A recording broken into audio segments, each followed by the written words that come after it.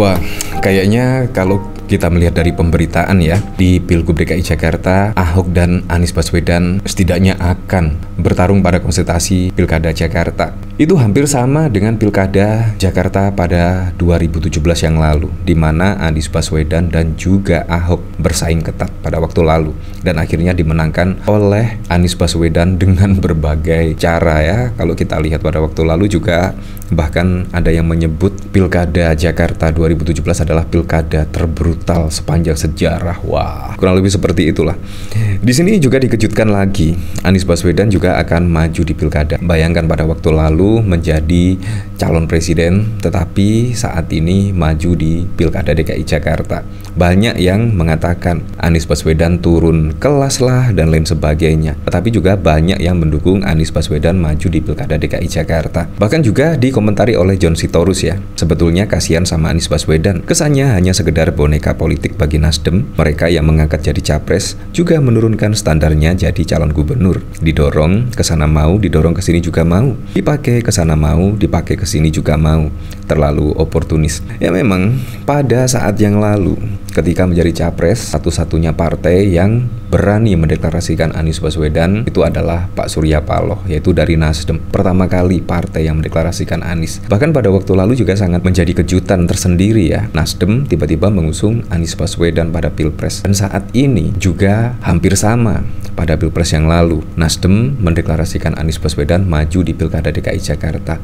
Menurut saya kalau kita berkaca dari sini ya, kenapa tidak dari kader partai sendiri? Misalnya kader dari Nasdem, mencalonkan dari kader Nasdem.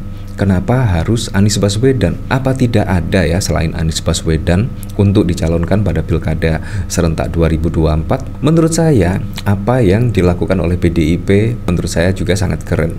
Mencetak tokoh-tokoh terbaik. Terbukti dari nama Basuki Cahayapurnama atau Ahok memiliki elektabilitas yang cukup keren di DKI Jakarta, dan masih banyak lagi kader-kader yang lainnya seperti Tri Risma hari ini, seperti Menteri PUPR Basuki Hadi Muljono, dan bahkan juga Andika Perkasa, Ganjar Pranowo, dan masih banyak lagi ya kader-kader terbaik dari PDI Perjuangan. Nah, menurut saya yang cukup keren sekali ketika Nasdem sendiri bisa mengusung dari kader sendiri. Nah, kayaknya memang tidak ada nama lagi ya untuk bertarung di konsultasi Pilkada Jakarta selain nama Anies Baswedan. Nah, dari sini bahkan ada pemberitaan serang Heru hingga enggan tanggapi Ahok. Pengamat menilai Anies khawatir. Pada waktu lalu juga kalau kita lihat pada Pilkada 2017 yang lalu, itu kemenangan Anies Baswedan menurut saya juga ya ada sesuatu hal yang dilakukan di luar nalar, bahkan dengan cara-cara apapun dilakukan demi pemenangan pada Pilkada 2017. Tetapi saat ini akankah akan terjadi seperti pada tahun 2017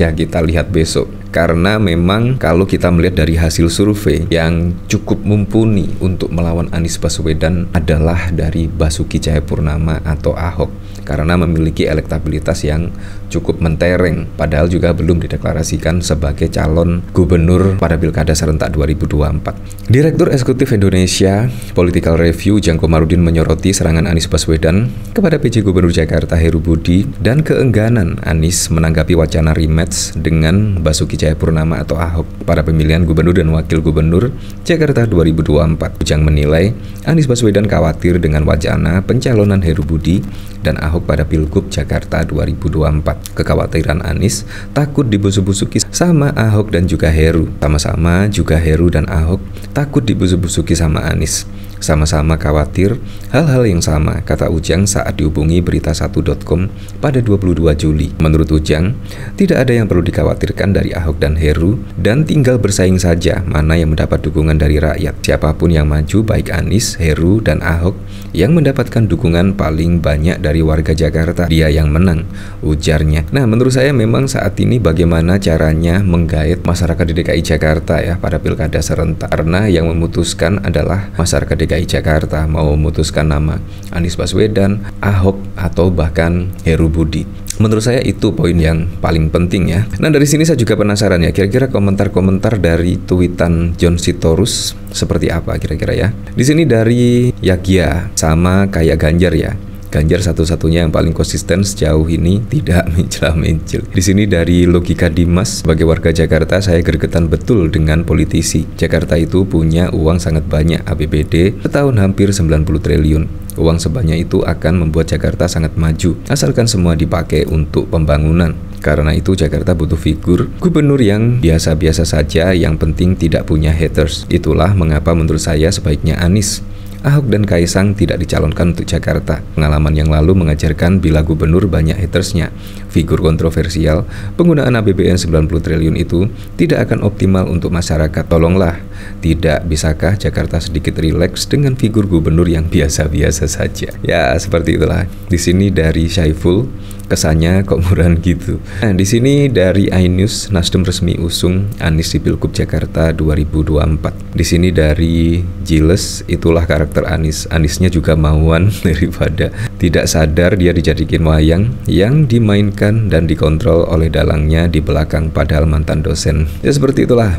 Bahkan kalau kita lihat dari pemberitaan di sini, Ahok bahkan ya setidaknya memberikan sinyal akan maju di pilkada, entah di situ pilkada Jakarta atau pilkada di Sumut. Syarat maju Pilgub Jakarta bagi Ahok, umumkan status mantan narapidana. Kalau kita lihat dari pemberitaan di sini terlihat ya Ahok memang siap untuk maju pada pilkada serentak 2024. Kader PDIP Basuki Cahayapurnama digadang-gadang menjadi calon yang akan diusung pada Pilgub Jakarta 2024. Ada persyaratan yang harus dipenuhi Ahok untuk maju dalam konsultasi tersebut. Salah satunya adalah mengumumkan bahwa dirinya adalah mantan terpidana sebagaimana diatur dalam putusan MK Mahkamah Konstitusi nomor 87 PUU Romawi 20 2022. Ya, sesuai ketentuan untuk menjadi calon bukan mantan terpidana ya, kecuali telah melewati masa jeda selama 5 tahun dan yang bersangkutan mengumumkan secara jujur dan terbuka bahwa bersangkutan adalah mantan terpidana, kata anggota KPU DKI Jakarta Dodi Wijaya. Nah, jadi di sini memang